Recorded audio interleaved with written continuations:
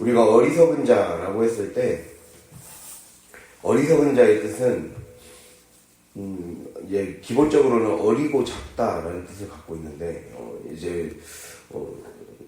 다석 유영모 선생님이라는 분이 있습니다. 예전에 이제 기독교 유명한 사상가 분 중에 한 명인데, 그분은 이렇게 정의를 내렸어요. 어리석다는 말은 얼이 이제 정신이나 영을 의미하는 건데, 영이 썩었다. 그러니까 정신 상태가 제대로, 그래서 이렇게 딱 서술을 했거든요. 정신 상태가 제대로 발화하고 발육하지 못했다. 그래서 생명력을 얻지 못한 채 미숙한 상태에 그대로 퇴보해 있다. 그런 상태가 어리석다라는 거예요. 그러니까 제대로 정신 상태, 영적인 상태가 발화를 못한 거죠. 발육을 못한 거죠. 자라지 못해서, 성숙하지 못해서, 미숙해서 오히려 퇴보해 버렸다. 그게 바로 어리석은 자라고 할 수가 있습니다. 그래서 그것이 오늘 말씀에는 악을 저지르고 죄를 범하는 데는 머리가 재빠르게 돌아가는 모습, 지각이 없는 모습, 그렇게 묘사하고 있죠. 그래서 이 말은 악을 저지르고 죄를 범하는데 머리가 재빠르게 돌아간다는 말은 바꿔 말하면 하나님 두려워할 줄을 모른다라고 할 수가 있습니다. 즉 하나님은 무서운 줄 모르고 그분의 이름과 하나님의 다스리심을 무시하며 망령되이 행한다라고 볼 수가 있어요. 우리가 십계명의 말씀처럼 망령되게 행하지 말라라고 하는 말씀처럼 망령되이 행한다라는 거죠. 우리가 이런 말씀이 있죠. 히브리서 12장 16절을 보면 한 그릇 음식을 위하여 장자의 명분을 판 에서와 같이 망령된 자가 없도록 살피라, 이렇게 말씀이 나와 있어요. 예, 망령된 자는 이제 성경에서는 그 원어로는 이렇게 묘사가 돼 있고, 이렇게 정의를 딱 내리거든요. 그 원어 사전을 보면 문지방을 넘어선 자, 망령된 자는 문지방을 넘어선 자다. 한마디로 한계를 넘어선다라는 거죠. 하나님이 쳐놓은 경계와 울타리를 넘어선 자, 그게 바로 망령된 자라는 거예요. 그러다 보니까 결국에는 하나님이 정하신 그러한 거룩함을 모독하고 거룩함을 더럽히는 자로 살게 된다는 겁니다. 그래서 거룩을 깨뜨리고 더럽힌다는 거죠. 여기에서 시작해서 거짓되고 무가치하고 자기 탐욕을 위해서 하나님을 들먹이는 뜻으로 발전합니다. 즉 하나님은 우리 믿는 자들에게 요구하시는 것이 있다라는 거예요. 그 거룩하라. 내가 거룩하니 너희도 거룩할지어다, 이렇게 말씀하잖아요. 그래서 우리는 하나님을 닮아가기 위해 모든 태도를 신경 써야 되고, 또 가르침에 그대로 따르기 위해 신경 써야 되고, 또 우리의 행동, 거동, 우리 모든 마음가짐을 하나님께 온전히 두어야 돼. 즉 하나님의 말씀, 즉 공적 예배의 자리와 삶의 예배의 자리를 대하는 마음가짐이 다른 자가 바로 거룩한 자라고 할 수가 있습니다. 그러나 이것에 대해서 온전히 책임감을 갖고 행동하지 않는다는 거죠. 예, 망령된 자, 에서가 망령된 자라는 소리를 들은 이유는 바로 앞에서 장자의 명분을 팔았다고 했어요. 한 그릇 음식을 위하여 장자의 명분을 팔았다고 했어요. 자신의 식욕을 채우기 위해, 자신의 순간적인 욕심을 채우기 위해, 어떤 재물의 유혹, 탐심, 욕심, 식욕 등을 채우기 위해 한 그릇 음식, 이것으로 이제 여러 가지 상징이 될 수 있겠죠. 그것 때문에 장자의 상속권을 포기했다는 거예요. 그 책임을 져버렸다는 거죠. 이 장자권이 얼마나 중요한지에 대해서 우리가 한번 생각을 해봐야 돼요. 장자권. 그러니까 장자권이라는 거는 우리는 먼저 우리가 이거를 우리에게도 적용시켜 볼 때 장자, 즉 구약 시대부터 성경의 시대 때는 맏아들이 특별한 지위를 누렸습니다. 상속 재산의 2배 이상을 갑절을 받았죠. 그리고 아버지가 죽으면 가족의 지도자가 됐어요. 근데 이는 단순히 그냥 상속을 그렇게 받는 것의 문제가 아니라 그 사람에게 영적인 책임이 주어진다는 의미이고, 그리고 사회적인 책임이 주어진다는 의미예요. 그래서 우리가 이 상속, 지금 장자권이란 말은 그렇게 처음 그러니까 아버지의 몸에서, 아버지 어머니의 몸에서 처음 난 자, 처음 익은 열매이기 때문에 이게 장자가 굉장히 중요한 의미를 갖죠. 우리도 믿는 자들이 어떻게 보면 장자예요. 이게 영적으로 장자예요. 이게 왜 그러냐? 아브라함에게 하신 약속의 핵심이 무엇입니까? 아브라함의 복이 이방인에게로 미치게 하는 것이 바로 이 갈라디아서 3장 13절에 13절과 14절에 아브라함의 복이 이방인에게도 미치게 하는 것. 너로 말미암아 믿지 않는 자들까지 축복을 누리게 된다. 그게 바로 아브라함에게 주신 약속이었어요. 그러니까 우리에게는 두 가지, 어떻게 보면 크게 두 가지 사명이 있는 거죠. 믿지 않는 자들에게 복음을 전할 뿐만 아니라 그 믿지 않는 자들이 나로 인해 수많은 은혜의 혜택을 누리게 해주는 것이에요. 그게 바로 사명이에요. 우리가 이거를 전체적으로, 그러니까 전 지구적으로, 전 세계적으로, 전 사회적으로 적용한다면 우리로 인해 나라가 부강해져야 돼. 우리로 인해 나라가 바로 설 수 있는 그 기초가 돼야 된다는 거죠. 그렇기 때문에 그것을 저버리는 것, 그 책임을 저버리는 것이 위험한 것이었다라고 지금 말씀하고 있는 거예요. 자기의 책임, 영적 장자로서의 책임, 복음의 통로, 복의 통로, 축복의 통로가 되어야 될 사명을 저버린 책임, 그 책임을 가볍게 여겼다. 그 책임을 저버리고 그냥 눈앞의 이익을 위해서만 살아왔다. 눈앞의 이익과 자기 복만 추구하다 살아왔다. 이게 오늘날 우리가 지금 예레미야 4장 19절에, 예레미야 4장 자체가 지금 계속해서 4장 5절부터 31절이 지금 이스라엘의 멸망에 대해서 예언하고 환상을 다루고 있어요. 나라가 이렇게 되게 된 이유, 멸망까지 가게 된 이유, 결국에는 장자의 책임을 다하지 않았다. 하나님의 부르심, 하나님이 특별한 이유가 있으셔서 이스라엘을 통해서 열방이 부어졌고, 이스라엘을 통해서 온 땅이 축복의 혜택을 누리게 하시려고 주님은 부르셨다는 거예요. 그런데 그것을 다하지 않았다는 거죠. 그 책임. 그래서 우리에게 오늘날에도 적용될 수가 있습니다. 나라가 어려운 것은 결국에는 우리가 그 책임을 다하지 않고 그냥 한 그릇 음식을 위해서만 살아왔다는 거예요. 우리는 지금까지 내 한 그릇 음식 채우기에 급급하고 이 세상을 보지를 못하고 이 땅을 위해서 기도하지 못했다는 거죠. 내가 바로 서지 못했고 내가 이 이유 때문에 부르심 받았는데 나는 영적인 장자이고, 그리고 장자라는 거는 그만큼 그냥 단순히 내가 어떤 거를 받을 수 있는 것만 중요한 게 아니라 책임이 있다라는 건데, 하나님이 맡겨주신 이 세상에 대한 책임을 가지고 영혼 구원과 그리고 이 땅에 하나님의 정의가 서도록, 평화가 가득한 세상이 되도록 기도로 씨를 뿌려야 되는데 우리가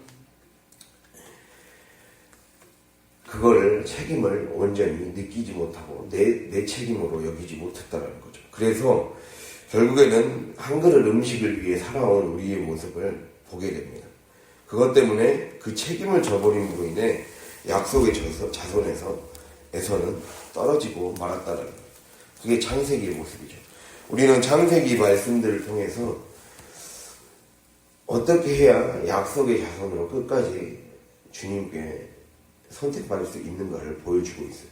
원래 창세기라는 말 자체가, 제네시스라는 말 자체가 기원이라는 뜻도 있고 계보라는 뜻도 있습니다. 누가 믿음의 계보에 위해 설 것인가? 계보, 족보, 기원. 누가 믿음의 족보 위에 이름을 올릴 것인가? 끝까지 은혜를 붙잡는 자, 끝까지 그 부르심을 놓지 않고 자기 책임과 하나님은 특별한 책임을 부여주셨다는 것. 아브라함에게 인류를 구원할 그 첫 출발이 바로 내가 하나님을 부르신 그 책임을 다하는 것에서부터 시작한다. 그래서 그 믿음을 붙잡고 살아가는 것. 하나님이 이루실 구원의 역사에 대해서 믿음을 붙잡고 살아가는 것이 우리의 사명이라는 거죠. 그래서 오늘 어리석은 자를 통해 알 수 있는 것은 결국에는 하나님이 우리에게 맡겨주신 사명, 그리고 하나님이 우리를 왜 부르셨는가? 책임지라고. 이 땅을 책임지고 영혼을 책임지고 그리고 내 삶의 예배의 자리를 잘 책임지고 거룩한 곳으로 갖고 나가라고. 그래서 하나님이 허락하셨다. 이것을 기억할 수 있기를 간절히 바랍니다. 그것이 책임이 잘 지지 않을 때 결국에는 미숙한 자, 아까 어리석은 자가 이 썩은 자라고 했듯이 우리의 정신이 미숙해지고 우리의 영이 어려져서 결국에는 오히려 더 우리가 시간이 가면 갈수록 더 성장하고 성숙해야 되는데 오히려 미숙아로 살게 되는 그러한 시간들을 겪게 될 것입니다. 그렇게 되지 않으려면 우리가 어리석은 자, 즉 책임 없는 자가 되지 않기를 간절히 바랍니다. 그래서 오늘 말씀의 첫 번째 적용은 책임, 하나님이 주신 책임을 다하자라는 것입니다. 그리고 두 번째는 욥기 28장 28절을 보면 이런 말씀이 나옵니다. 주를 경외함이 지혜요 악을 떠남이 명철이니라. 이런 말씀이 나와요. 주를 경외함이 지혜요 악을 떠남이 명철이니라. 경외가 무엇일까요? 경외는 두려워한다는 거예요. 하나님을 두려워하는 거. 하나님을 두려워하고 창조주를 두려워하는 거. 하나님 무서워할 줄 아는 거. 그것이 바로 경외입니다. 예. 이걸 더 확장시키면 이 경외 때문에 이 두려움에서 시작해서 이것이 하나님 사랑으로 가는 거예요. 그래서 이 경외를 뜻하는 야레, 히브리어 야레는 하나님을 사랑하는 것에서 쓰인 단어입니다. 마음을 다하여, 뜻을 다하여, 목숨을 다하여 내 하나님 여호와를 사랑하라 했을 때 여기서 나오는 사랑이 바로 하나님 경외이죠. 경외의 모습이죠. 하나님을 경외하면 사랑하게 됩니다. 경건에 힘쓰게 됩니다. 우리가 지난주에 제자 훈련을 통해 경건이라는 게 예배에 능숙한 자가 되는 게 바로 경건한 자가 있어요. 결국 하나님을 사랑하는 것의 첫걸음은 내가 예배에 능숙한 자가 되는 거. 예배의 프로가 되는 거. 하나님께 예배 잘 드린 자가 되는 거. 더 나아가서 내가 예배자가 되는 거. 내가 하나님이 드릴 만한 재물, 흠 없는 재물이 되도록 힘쓰는 거. 흠 없는 재물을 받으시잖아요. 그렇기 때문에 우리가 늘 거룩하기 위해 힘쓰는 것이 중요하다라고 볼 수가 있습니다. 그래서 우리 말씀 하나 찾아볼까요? 이사야 11장입니다. 이사야 11장 981페이지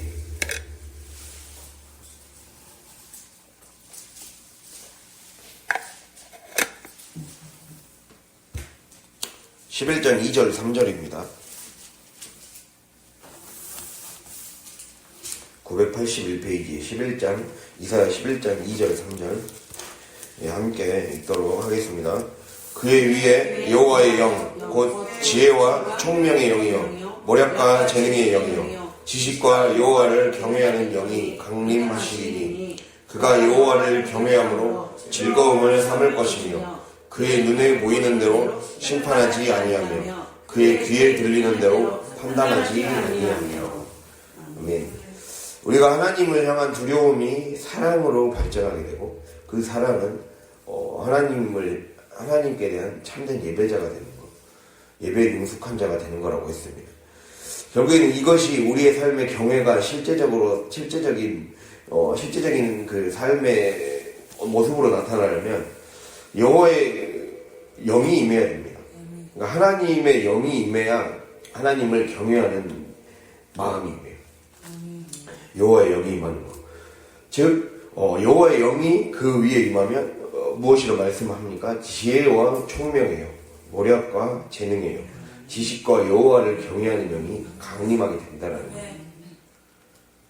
그래서 하나님을 경외하는 자, 두려워할 줄 아는 자는 우리가 이게 경외라는 그냥 단순한 이 국어사전의 뜻은 존경심, 두려워하는 마음, 어떤 나보다 큰 존재에 대해서 두려워하는 그런 마음을 경외라고 해요.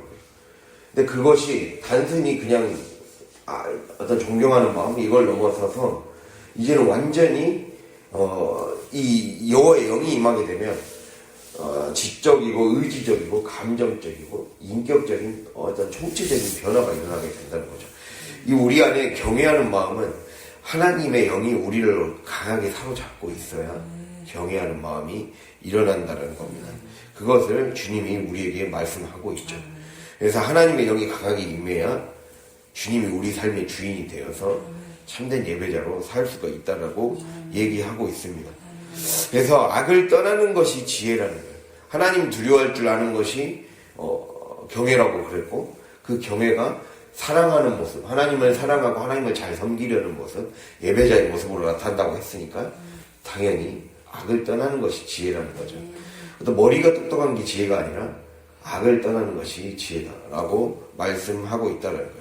아무리 세상의 지식이 출중하고 잘났어도 가진 것이 많아서 물질적으로 많이 누리는 것 같아도 하나님을 두려워할 줄 모르는 자, 개인과 역사, 이 온 피조 세계와 우주 만물을 심판하신 하나님을 인정하지 않고 무수하지 않은 자, 그렇게 망령되게 자기 책임을 다하지 않는 자가 바로 깨닫지 못하는 백성이라는 거예요. 그래서 호세아 4장 14절에 깨닫지 못하는 백성은 망한다고 했습니다. 예, 깨닫지 못한다는 것은 하나님의 뜻을 그대로 행하지 못하는 것. 그것이 지혜롭지 못하다는 거예요. 그래서 성경에서 말하는 지혜, 호크마는 하나님의 뜻대로 살아가는 기술, 능력을 지혜라고 해요. 뜻대로 살아가는 기술. 그래서 그것을 통해 하나님의 영이 충만한 상태가 지혜라는 거죠. 그래서 내가 실천하지 않으면, 내가 삶으로 살아내지 않으면 그 사람은 아무리 안다고 해도 안다고 떠들어대도 아는 게 아니라는 거예요. 그것을 주님이 이야기를 하고 있습니다. 우리는 아는 게 중요한 게 아니라 깨달아서 바뀌는 거예요. 깨닫는 거. 깨닫다 예전에 얘기했잖아요. 깨부숴서 닫고 나오는 거. 그래서 다시 이 하나님이 원하시는 세계로 나아가는 게 바로 깨닫는 거예요. 그래서 우리가 하나님 무서울 줄 모르는, 즉 종교인은 많을지 몰라도 하나님 무서울 줄 모르는, 즉 하나님 사랑하기에 온 마음을 쏟는 참 예배자는 찾아보기 어려운 세상에서 우리가 정말 제대로 깨닫는 자가 될 수 있기를 간절히 바랍니다. 하나님이 우리에게 이것을 요구하신다는 거예요. 그래서 결국에는 우리가 말씀 하나 또 더 찾아볼까요? 예레미야 5장 4절에서 5절입니다. 1057페이지 예레미야 5장 4절과 5절.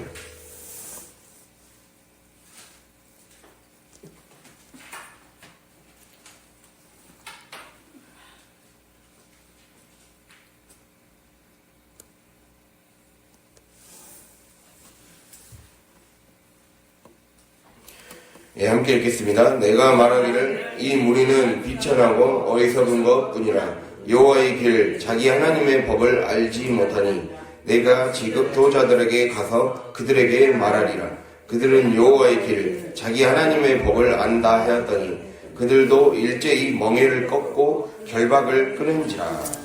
아멘. 우리가 아까 그 말씀 드렸죠. 어리석은 자는 하나님이 주신 책임을 저버린 자다. 이 책임을 저버린 자의 모습을 또 하나의 모습으로 묘사하고 있습니다. 5절 멍에를 꺾고 결박을 끊었다는 거예요. 우리가 4절부터 보면 내가 말하기를 이 무리는 이 무리는 비천하고 어리석은 것뿐이라. 비천. 이들은 결핍돼 있다는 거예요. 그리고 어리석은 것뿐이라 라고 하면서, 어리석은 자, 결국 우리가 책임을 다하지 못하고, 또 아까 말씀드렸듯이 경외할 줄 모르면, 즉 하나님 무서워할 줄 모르고 하나님 사랑하고 예배자가 되기 힘쓰는 삶을 살지 않으면 우리의 삶에 하나님의 길을 모르게 된다는 거예요. 여호와의 길, 자기 하나님의 법을 알지 못하게 된다. 길이 보이지 않게 된다는 거예요. 결국에는 우리의 삶에 앞길이 열리지 못하고 보이지 못하게 되는 증상은, 결국에는 우리가 크든지 작든지 우리 안에 어리석은 모습들이 있기 때문에, 그것이 책임지지 못했기 때문에, 하나님이 맡겨주신 사명, 직분, 그 책임의 자리, 나에게 맡겨주신 예배의 자리, 그것을 책임을 다하지 못했기 때문에 결국에는 그것이 우리로 하여금 나타나는 증상이 하나님의 법을 알지 못하게 되고 깨닫지 못하게 되고 또 길을 알지 못하게 된다라는 것. 그것을 우리가 이 말씀을 통해 볼 수가 있습니다. 그래서 이 무리, 즉 일반 백성의 무리들이 이러한 모습을 보여서 지도자들에게 오절은 그만입니다. 지도자들은 그래도 깨어있는 사람들이 있겠지라고 기대하면서 갔다라는 거예요, 지금 예레미야가. 근데 그들은 하나님의 법을 안다고 하면서 오히려 그거를 멍에를 꺾어버렸다는 거예요. 책임을 다하지 않았다는 거예요. 오히려 말씀을 많이 안다는 사람들이, 말씀을 많이 배웠고 공부했고 가르친다라는 소위 영적인 지도자라는 사람들이 자기 책임을 져버리고 결박을 끊어버리고 말씀을 함부로 사용했다는 거죠. 망령되게 사용했다라는 모습을 보여주고 있습니다. 즉 하나님이 내게 주신 책임의 자리, 직분의 자리, 삶의 예배터의 자리를 그 안에서 멍에를 지고 가는 것이 지혜라는 거죠. 하나님이 우리에게 멍에를 지어주셨다는 거예요. 나에게 삶의 십자가를 하나하나 주셨고 그거를 잘 감당해내는 것이 지혜라는 거죠. 근데 그것을 하지 않음으로 인해, 결박을 끊어버림으로 인해 5장 6절에 나오고 있죠. 그러므로 숯불에서 나오는 사자가 그들을 죽이며 사막의 이리가 그들을 멸하며 표범이 성읍들을 엿본즉 그리로 나오는 자마다 찢기리니 이는 그들의 허물이 많고 반역이 심함이니이다. 그래서 우리가 이 나라에서 지금 문제가 생기는 원인, 그리고 가정에서 문제가 풀리지 않는 원인, 결국에는 내가 내 기본 자리에서 어떻게 해야 될지를 깨닫지 못하고 겉돌고 있기 때문에, 책임의 자리, 어떻게 하는 것이 책임의 자리인가, 내 책임의 크기가 얼마나 큰가, 단순히 한 그릇 음식을 위해서만 살아가는 게 우리 삶의 목적이 아니라는 것. 책임을 지는 것, 영혼을 구원하는 것, 그리고 많은 사람들을 옳은 대로 돌아오게 하고 많은 사람들이 우리로 말미암아 혜택을 누리는 것, 은혜를 누리는 것. 그래서 살아계시는구나 인정하게 되는 것. 그것이 주님이 우리에게 원하시는 거라는 거죠. 그래서 그것이 되려면 우리가 삶에서의 멍에를 꺾으면 안 된다. 하나님이 나에게 지어주신 쉽고 가벼운 집, 우리는 성령이 우리에게 임하며 주님께 나아가면 쉽고 가벼운 짐을 준다고 했어요. 수고하고 무거운 그 짐을 내려놓을 때 내가 한 그릇 음식을 위해서 아등바등하며 살아왔던 삶의 방식을 내려놓고 이제는 주님이 요구하시는 쉽고 가벼운 짐, 전혀 새로운 삶의 방식을 멍에를 지고 받아들이라는 거예요. 그것이 지혜의 길이다. 그것이 열리는 길이다. 그것이 진짜 새로운 축복으로 나아가는 전혀 새로운 길이다라는 거죠. 그것을 그 멍에를 지고 주님이 계시는 곳을 향해, 천국을 향해 나아가는 길, 그 길을, 그 철로 역정을 걸지 않으면 우리는 늘 겉돌게 되고 결국에는 우리의 책임을 다하지 않음으로 인해 나뿐만 아니라 많은 사람들이 고통을 겪게 된다는 것을 기억하며 항상 책임감 가지고 살아갈 수 있는 저와 여러분이 될 수 있기를 바랍니다. 예, 그리고 이제 오늘 우리가 말씀을 로마서로 아까 읽었었죠. 그 말씀을 보면서 마지막 마무리를 하겠습니다. 그래서 오늘 어리석은 자와 지혜로운 자를 얘기하면서 결국에 하나님이 우리에게 원하신 거 책임을 다하라는 거, 그리고 주님 무서운 줄 알고 주님이 우리에게 지어주신 그 멍에를 잘 치면서 예배자로 살기 위해 힘쓰라는 거, 책임과 경외, 이 두 가지 키워드였습니다. 그리고 마지막 세 번째는 이제 주님이 말씀하시죠. 19절에 선한 데는 지혜롭고 악한 데는 미련하라. 선한 데는 지혜롭고 악한 데는 미련하라. 주님이 이렇게 지금 말씀하신다는 거예요. 내가 한마디로 이 말은 마땅히 성도라면, 마땅히 하나님의 사람이라면 무엇이 내 삶과 내 주변과 그리고 이 세상과 이 역사 가운데 그리고 우리나라 가운데 무엇이 선한 것이고 무엇이 하나님이 원하는 것이고 무엇이 하나님이 기뻐하지 않는 것인지 구분해낼 수 있어야 된다는 거예요. 알 수 있어야 되고 그 편에 설 수 있어야 된다는 거예요. 그래서 악한 일에는 서려고 생각도 말고, 그리고 악한 일에 서려고 생각도 말라는 것은 아까 말씀드렸듯이 책임을 다해야 되고 그 경외가 예배의 모습, 멍에를 지는 모습으로 반드시 나타나야 되고, 그리고 죄에 쉽게 떨어질 수 있는 상황과 환경 가운데 나를 떼어놓으라는 거예요. 악한 데는 미련하라고 했어요. 악한 데는 순진할 정도로 미련해지라는 거예요. 떼어놓으라는 거예요. 청년의 정욕을 피하라고 했어요.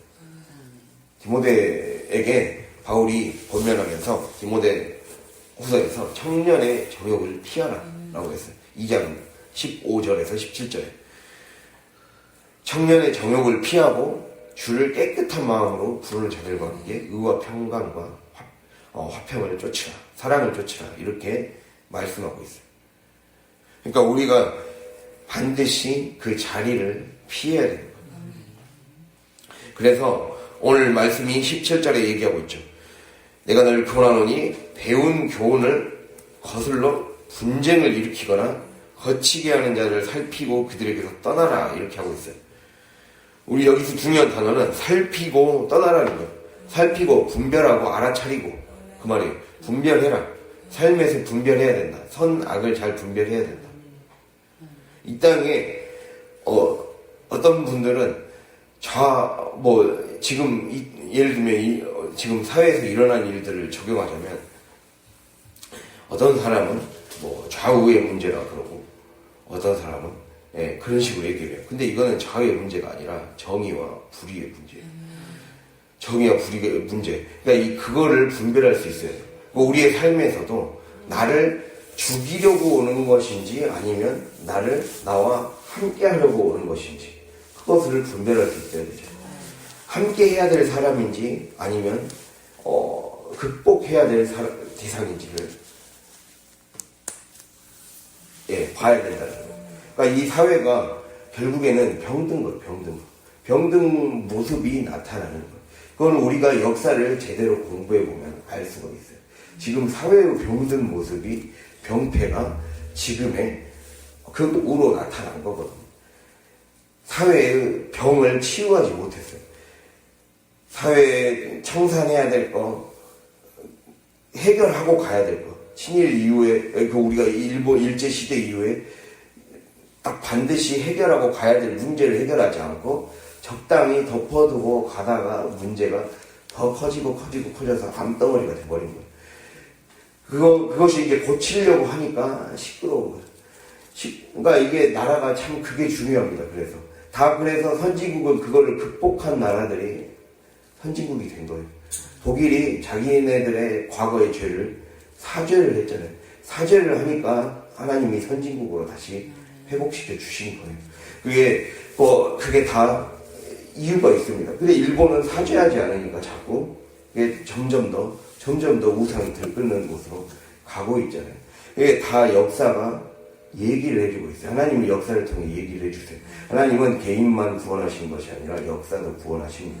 역사도 구원하시고 이 온 생태계도 구원하세요. 왜냐하면 이 땅의 하나님 나라가 마지막 날에 완성될 거기 때문에. 그래서 그 그림자의 모습을 자꾸 보여주시는 거예요. 역사를, 반복되는 역사를 통해 보여주시는 거예요. 하나님이 원하시는 원형의 모습을 우리가 닮아가기 위해 힘써야 돼요. 하나님 역사가 좋은 방향으로 가기를 원합니다. 하나님이 원하시는 그 거룩의 원형이 있다라는 거예요. 그거의 역사에도 있는 것이고, 이 온 세계에도 있는 거예요. 사람에게도 있는 것이고. 그래서 그러한 모습에서 봤을 때 하나님이 원하시지 않는 모습이죠. 그러기 때문에 그런 것들을 분별할 수 있어야 된다는 거예요. 그래서 우리가 분쟁을 일으키거나 거치게 하는 자들, 즉 거치게 하는 자들은 걸림돌이에요. 장애물을 놓는 자들. 그래서 우리가 하나님을 뜻 안에서 바르게 서기 위해, 내가 지혜롭게 살기 위해 하나님을 경외하고 책임 있는 자리에 살아가고, 그래서 경외한다는 것, 멍에를 잘 치고 내가 내 책임을 잘 지고 예배자로 잘 서게 하는데 방해되는 것들, 방해하는 장애물들을 잘 삶에서 분별해야 된다는 거예요. 오늘 하루 내가 예배자로 사는데 방해되는 내 안에 욕망이 장애물이 될 수가 있어요. 이거 보면 분쟁을 일으키거나 거치게 하는 자들. 다시 말하면 분쟁을 일으킨다는 것은 하나 되지 못하게 한다는 말이고, 또 하나의 뜻은 자꾸 자기의 혈기와 자기 감정 소모에 빠지게 만드는 것들. 이 말은 무엇이냐? 우리가 쓸데없는 감정 소모로, 쓸데없는 내 정욕에 빠져서 내 작은 그 나쁜 습관 하나 못 버려서 이 감정 소모를 얼마나 많이 합니까? 에너지 소모를 얼마나 많이 합니까? 우리의 에너지는 거기에 써야 될 게 아니잖아요.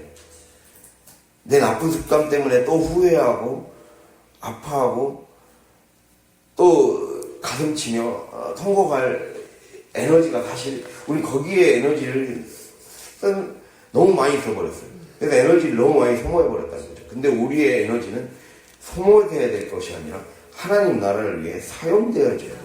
하나님 나라를 위해 그 엔진이 쓰여져야 되는데 엉뚱한데 엔진을 쓰고 있다는 거죠. 마치 자동차 공회전 하다가 엔진 다 소모해버리듯이 우리가 쓸데없는 공회전을 하고 있었다는 거죠.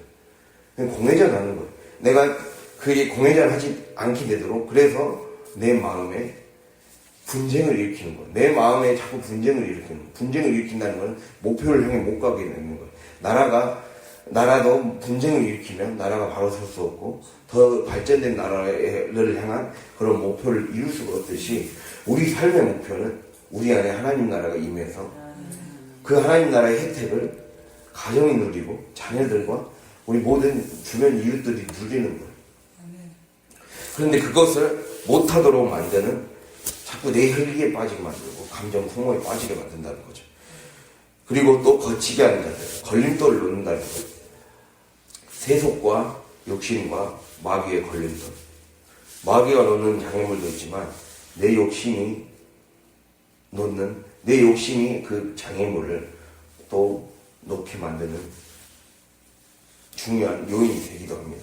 그렇기 때문에 우리가 내 욕심과 고집, 탐심, 배고픔을 채우는 것에 몰입되어 있고 매몰되어 있으면 지혜와 지식의 영이 활발하게 역사할 수 없습니다.